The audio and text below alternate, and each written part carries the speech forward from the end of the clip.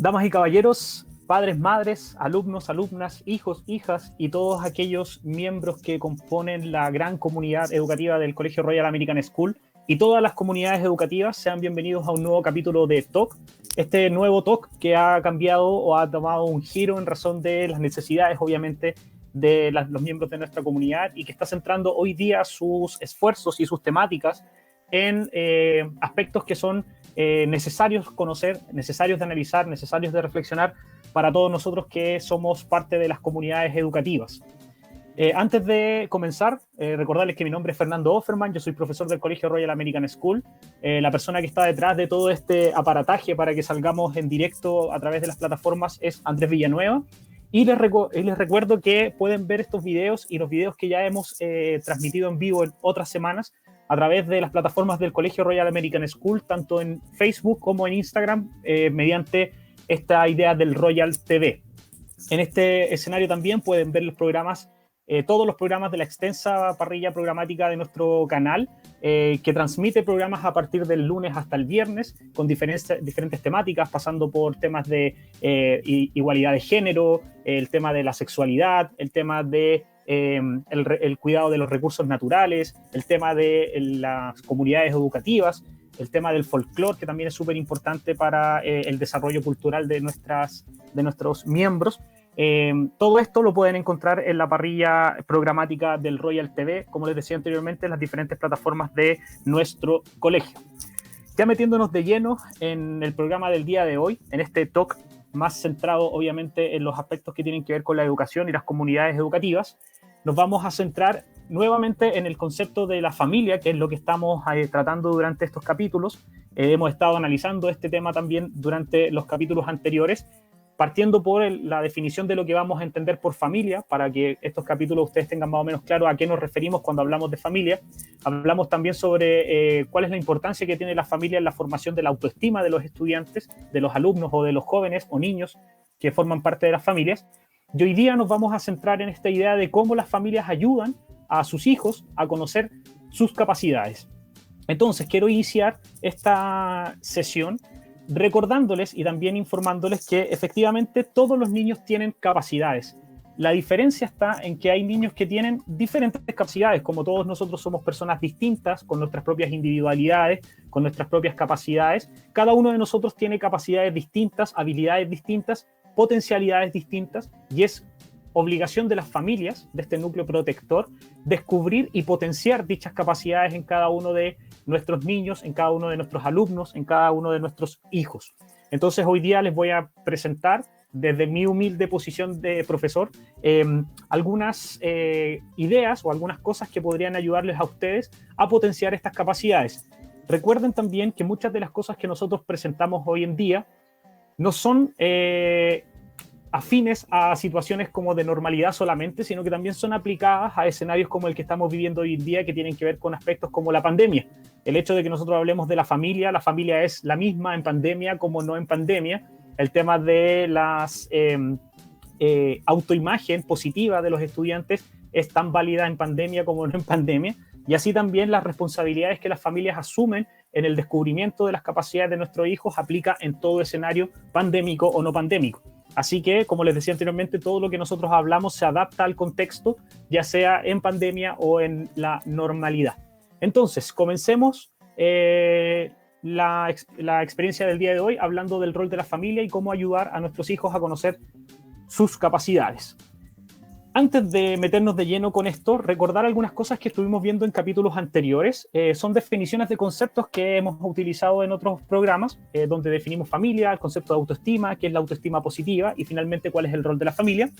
Y vamos a recordar en principio qué es la familia. Esto, como lo pueden ver, son como en el orden que aparecen también en los capítulos que pueden encontrar ya en las plataformas de nuestro colegio.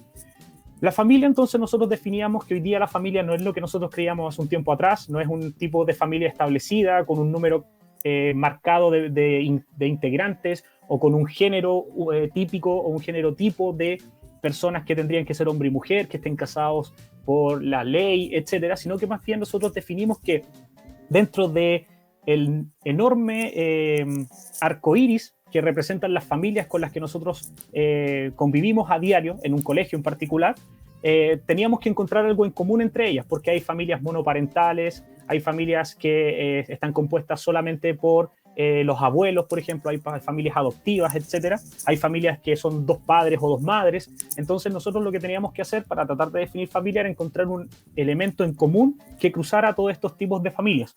Entonces definimos que familia nosotros lo vamos a entender como programa, que es este espacio simbólico. Espacio simbólico se refiere como a un lugar donde un niño convive, donde un niño se acoge, y este espacio simbólico tiene que ofrecer al niño los cuidados básicos que un niño necesita para desarrollarse de manera correcta, un espacio simbólico que ofrezca amor al niño, que el niño se sienta amado, y básicamente que esta familia no solo lo cuide y lo ame, sino que también se preocupe en su totalidad de que los derechos de estos niños se cumplan a cabalidad. Y dentro de estos derechos está el derecho a la educación, que es una cosa de lo que hemos estado hablando y que obviamente es lo que nos convoca en este programa. Dentro de este cumplimiento de los derechos, el tema de los cuidados y el amor que el niño debe recibir por parte de este espacio simbólico, está el concepto de la autoestima. Dentro de la formación de un niño, la formación de su autoestima, de su autoimagen, es responsabilidad absoluta de la familia en principio, ¿ya? Entonces, es la familia quien le enseña al niño a comprender y a tener conciencia de su persona, de su valor, de sus aspectos positivos y sus aspectos mejorables, y que este niño, en razón de esta autoestima, la asuma de manera positiva. Eso también es responsabilidad de la familia. ¿Qué significa esto? No solamente ser consciente de quiénes somos, de cuál es nuestro valor, sino que también aceptarnos como somos y también entenderse capaces de resolver cualquier cosa que se nos presente. Cuando nosotros formamos a un niño en la autoestima positiva, vamos a encontrarnos con un sujeto que cada vez que se enfrente a una situación compleja, a un problema, a una tarea por resolver, no va a tener temor a hacerlo, no va a generar rechazo en hacerlo. ¿Por qué? Porque él se acepta, se valora y al conocerse va a encontrar la manera más adecuada de resolver dichas situaciones. Y finalmente, el rol de la familia en este aspecto es que entendemos que la familia es fundamental para formar esta autoestima.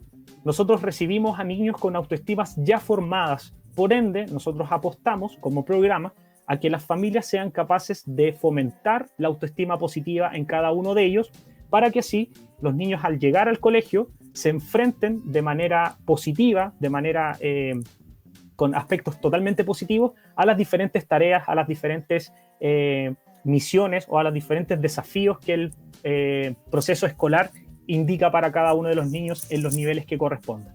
Esto es lo que hemos visto hasta ahora en nuestros programas. Si les queda alguna duda o les gustaría profundizar en alguno de estos temas, pueden revisar los videos de los capítulos anteriores en YouTube, por ejemplo, o también incluso en la página de Facebook del colegio, y ahí van a poder profundizar aún más en estos temas que ya hemos revisado. ¿Por qué les presento estos elementos y por qué les presento este pequeño resumen? Porque en el fondo nos va a permitir contextualizar lo que vamos a ver hoy día, que es el rol de la familia en el reconocimiento que los niños deben tener de sus capacidades.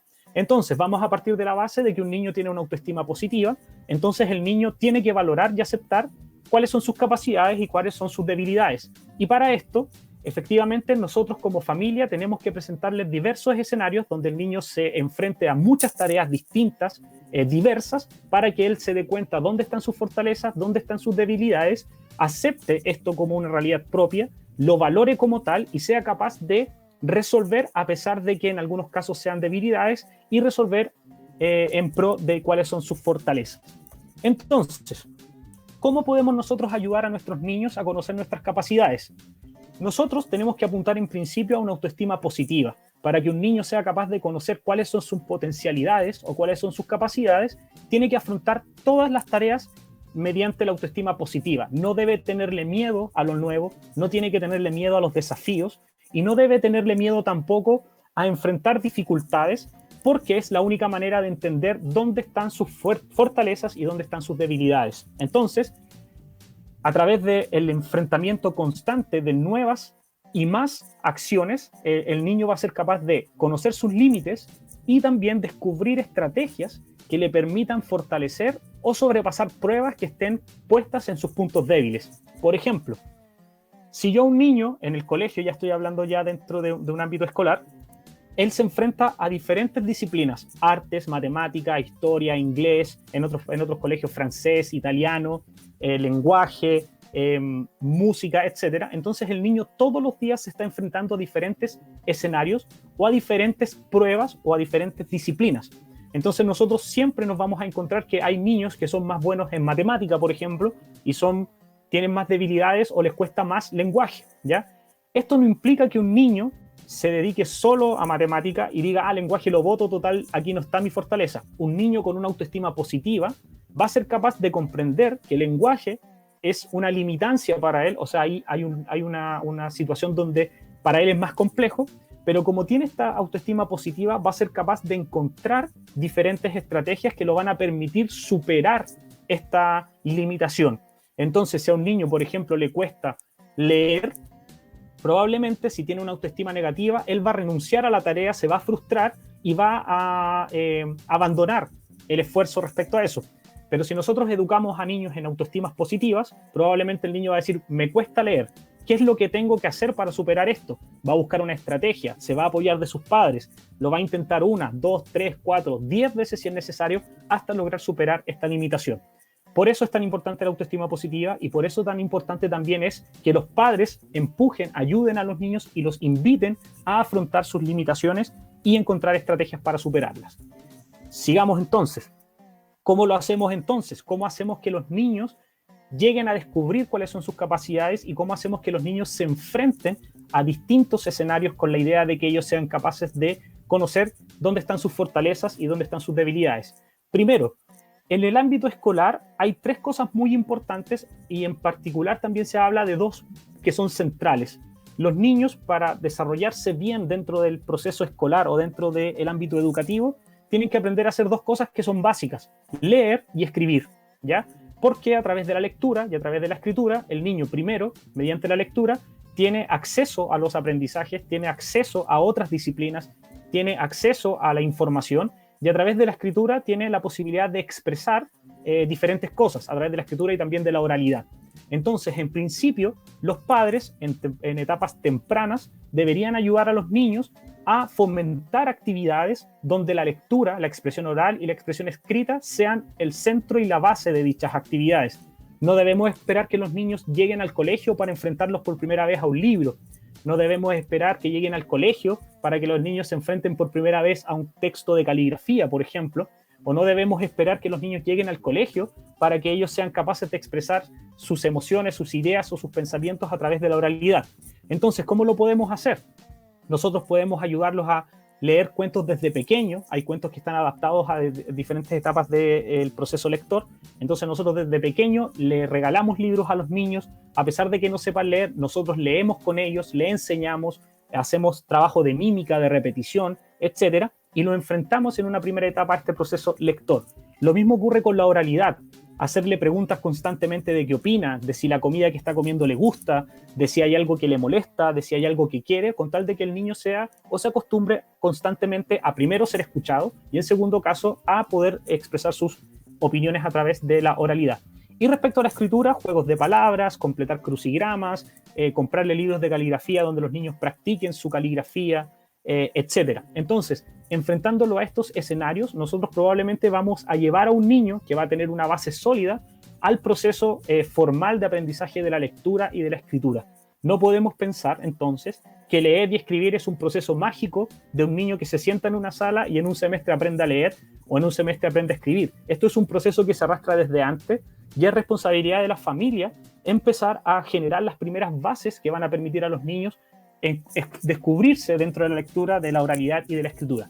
Esto respecto a estas tres habilidades que son básicas para el desarrollo no solo de la escolaridad, sino que también del acceso a la información, del acceso a las verdades, a las opiniones, etc. Entonces esto es como a núcleo o a tono más bien general.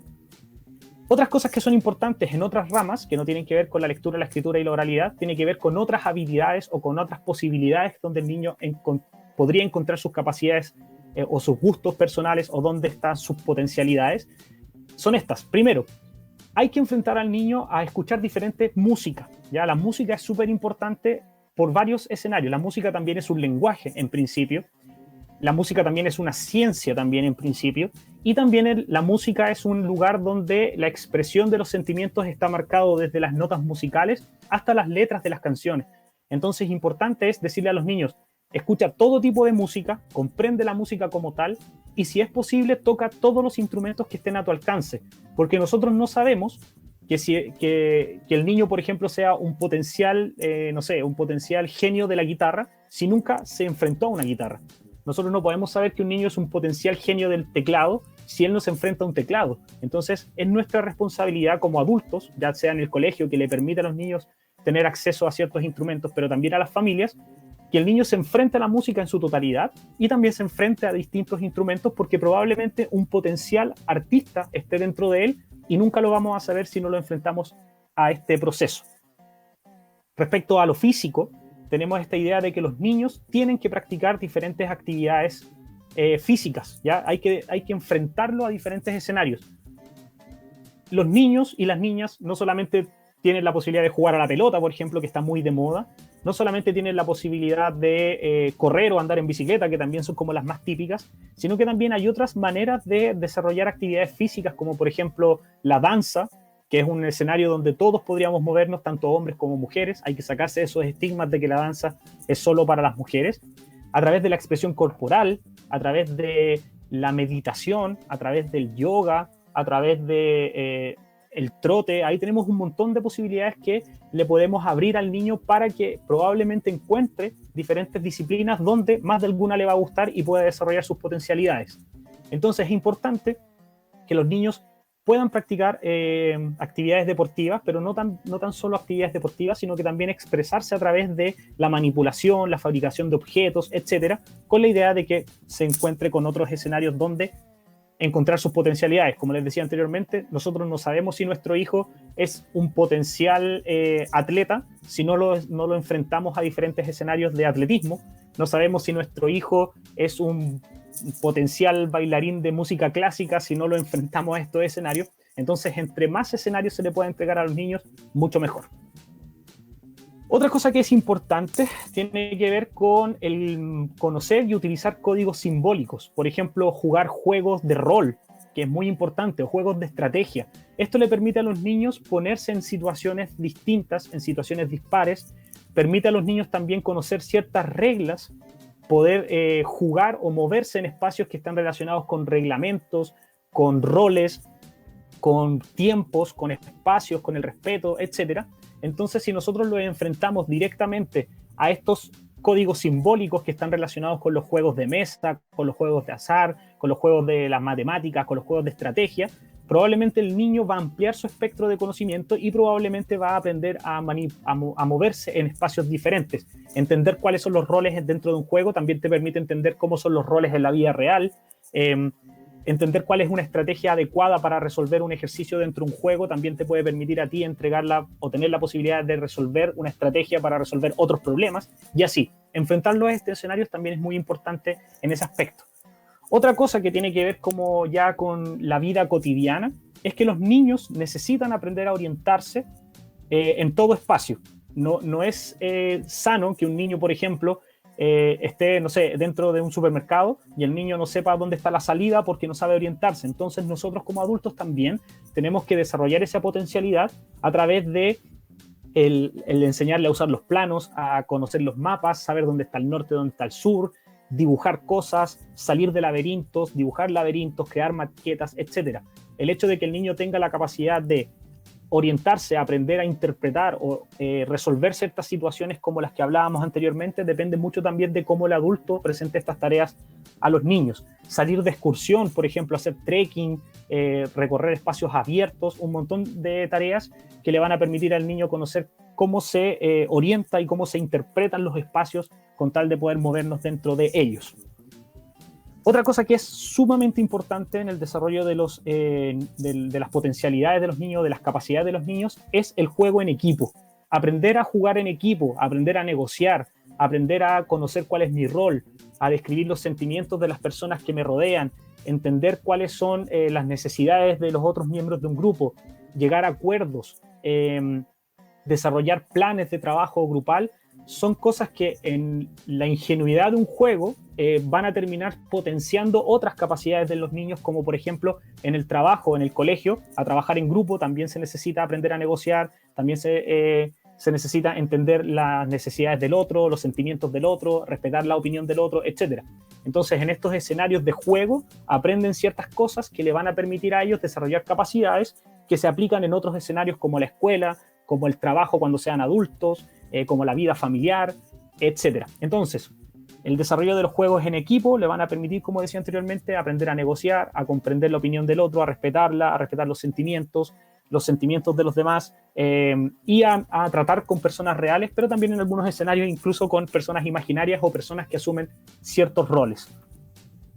Entonces, en conclusión, nosotros como adultos somos quienes debemos entregarle al niño todos los escenarios posibles donde él pueda desarrollar sus capacidades al máximo posible. Con esto yo no estoy diciendo que todas las familias están obligadas a comprarle un caballo al niño para saber si en el fondo el niño es un potencial, no sé, persona que hace equitación, por ejemplo, o que pueda jugar polo.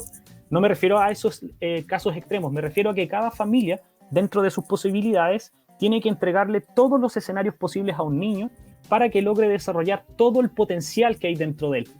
Supongamos o entendamos que un niño es una cajita de bolitas de diferentes colores, y esos diferentes colores o estas diferentes bolitas son en el fondo capacidades que el niño tiene para desarrollar.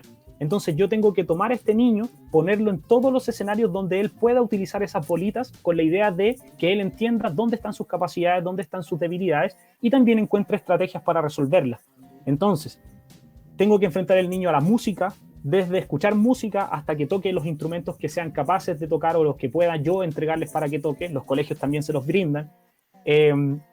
Tengo que tomar al niño y ponerlo en diferentes deportes, hacerlo trotar, andar en bicicleta, salir a hacer trekking, como decíamos anteriormente, enfrentarlos también, incluso el tema de los videojuegos también es un espacio donde los niños desarrollan ciertos potenciales, enfrentarlos a la tecnología también, que no lo nombramos en este programa, también es un espacio donde ellos pueden desarrollar su potencial.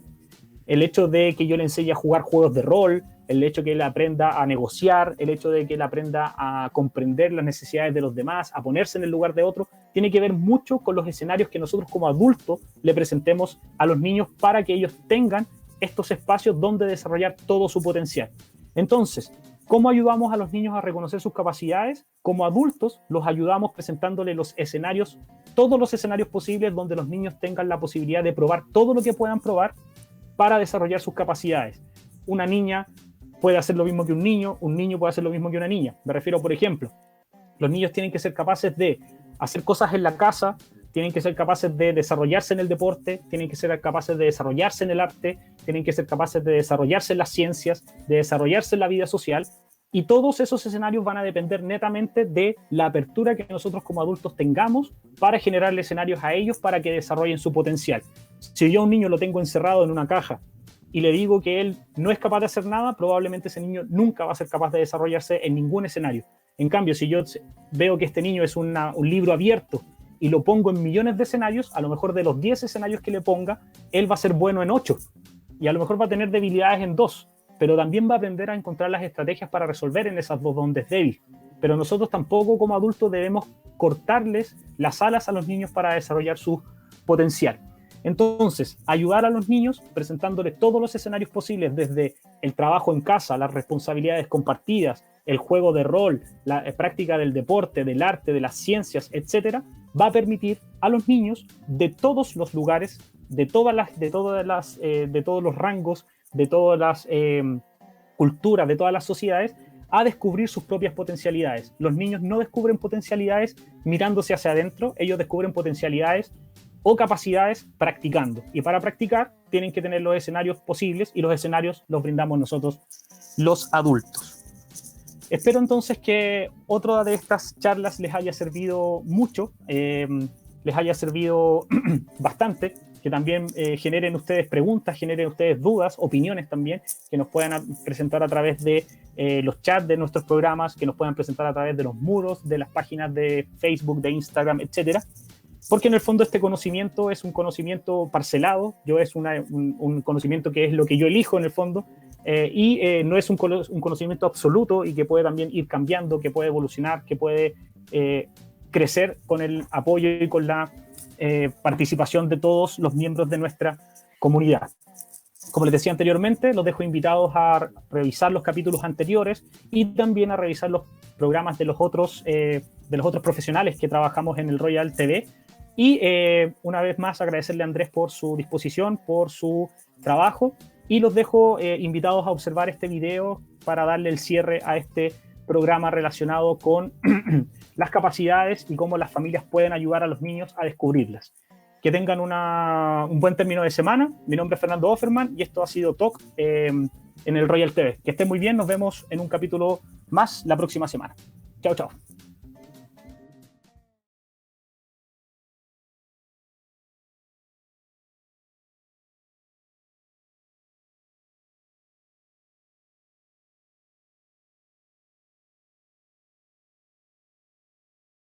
La madre de Jorge se encontraba preparando la comida, cuando de pronto su hijo entró a la cocina, acercándose a su madre curioso por lo que hacía. Mamá, ¿te puedo ayudar? No, hijo, te puedes quemar. Ándale, ma. Te prometo que tendré cuidado. Además, mi agua ya me enseñó. No, Jorge, estás muy chiquito. Vete a jugar al patio. El pequeño Jorge, disgustado, salió de la cocina hacia el patio trasero. No es justo. Mi mamá piensa que no puedo ayudarla porque soy un niño.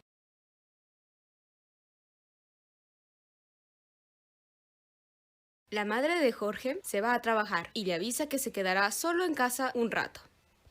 Hijo, ya me voy. Volveré más tarde. Voy a comprar comida en el camino. Pasaba el tiempo y mamá no llegaba, pero Jorge ya empezaba a sentirse hambriento. Jorge intenta distraerse en su casa para olvidar su hambre, pero cada vez le daba más y más. Así que tomó la decisión de prepararse algo por sí solo. Después de todo, su abuela le había enseñado una que otra cosa. Entonces Jorge puso manos a la obra alistando los ingredientes, listo para crear una obra maestra culinaria. Jorge prepara y come su almuerzo y queda satisfecho, incluso sobró un poco para que mamá lo pruebe. Mamá va llegando a la casa después de un contratiempo del tráfico, y lo primero que nota al llegar es un peculiar olor. En cuanto llegó a la mesa viendo los platillos preparados, siendo acomodados por su hijo, quedó tan sorprendida que dejó caer sus bolsas de compras. Mami, mira lo que hice. Jorge, ¿quién te ha ayudado? Nadie, mamá. Lo hice yo solito con los consejos que me dio la abuela. La madre toma en brazos a su hijo. No puedo creerlo. Todo se ve muy rico. Lamento haber dudado de ti, cariño.